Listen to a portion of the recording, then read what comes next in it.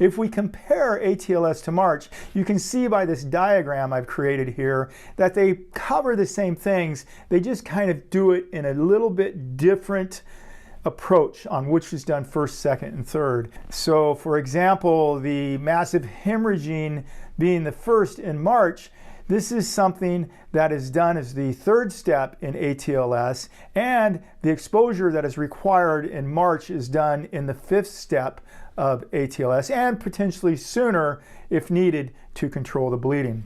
As far as airway goes, airway is second in the MARCH approach, but it's first in the ATLS approach.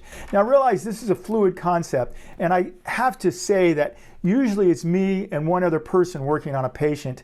We are doing different things in unison. While I'm disrobing a patient, or we're disrobing a patient, and we're raking and we're turning them and we're looking for where this bleeding's coming from and trying to control this bleeding, the other person may be securing the airway at the same time. So don't think of these as something that you're going to go completely through without thinking about the other aspects of this treatment, because you usually are doing things in unison. So, we're not going to just spend all this time on massive bleeding if there's an airway compromise when there's several of us, because we may be able to do both in unison.